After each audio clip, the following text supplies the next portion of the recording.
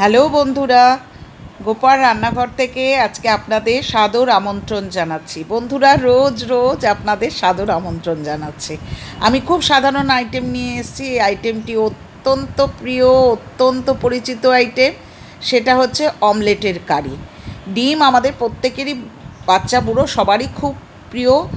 এখন সেই ডিমটা আমরা কখনো ডিমের ডালনা করি, ডিমের পোচের কারি করি, কিংবা আমরা ডিমের অমলেটের কারি করি, ডিমের কোরমা করছি। আমি আজকেই দেখাচ্ছি হচ্ছে ডিমের অমলেটের কারি।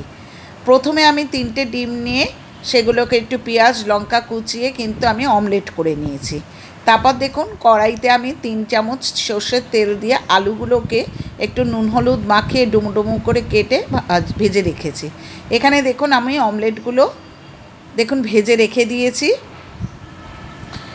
আচ্ছা, আমার আলু ভাজা হয়ে গেলে দেখুন আমার প্রায় আলু ভাজাটা হয়ে গেছে। এর মধ্যে আমি আদা বাটাটা দিয়ে দিলাম ও জিরে এবং তেজপাতা ফোড়ন দিয়েছি। আচ্ছা, তারপর আমি আদা বাটাটা দিয়ে দিচ্ছি।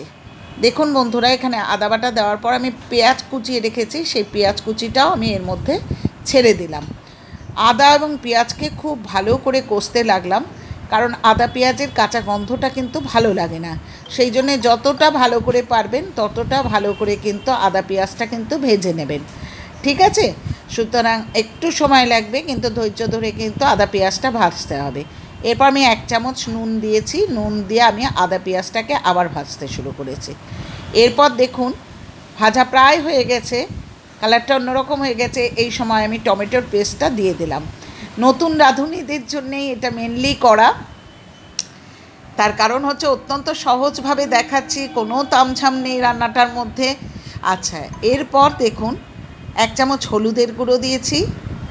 আচ্ছা, 1 চামচ থেকে 1.5 চামচ মতো কাশ্মীরি লঙ্কার গুঁড়ো দিয়েছি, কারণ এটা দিলে না রঙটা খুব ভালো হয়।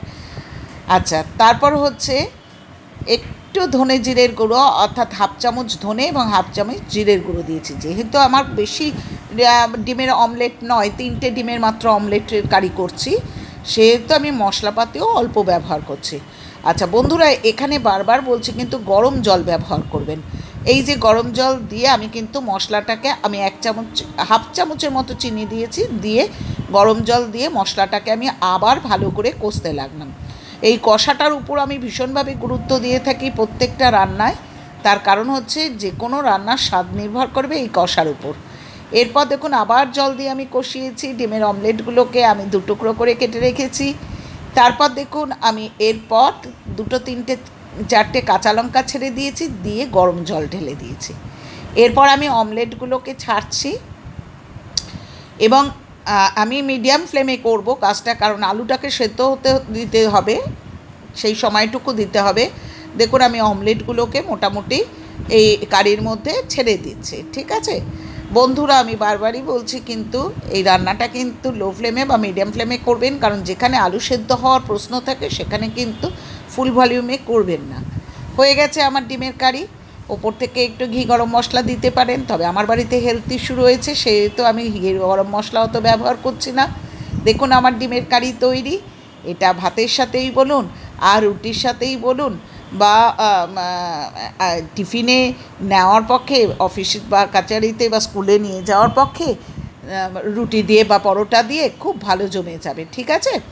দেখুন কি সহজ পদ্ধতিতে আমি ডিমের কারি করে দেখালাম। আবারও বলছি বন্ধুরা, যে আমার আইটেমগুলো যদি পছন্দ হয় তাহলে আপনাদের সাহায্য আমার বিশেষভাবে প্রয়োজন। আমাকে সাহায্য করুন, সমর্থন করুন, আমার পাশে থাকুন। আমার চ্যানেলটিকে সাবস্ক্রাইব করুন, লাইক করুন, কমেন্ট করুন, শেয়ার করুন। বন্ধুরা, আপনাদের ইন্সপিরেশন ছাড়া, আপনাদের উৎসাহ ছাড়া কিন্তু আমার পক্ষে কিছু করা সম্ভব নয়। সুতরাং বারবারই বলছি, পাশে থাকুন, আমাকে সমর্থন করুন, সাবস্ক্রাইব করুন।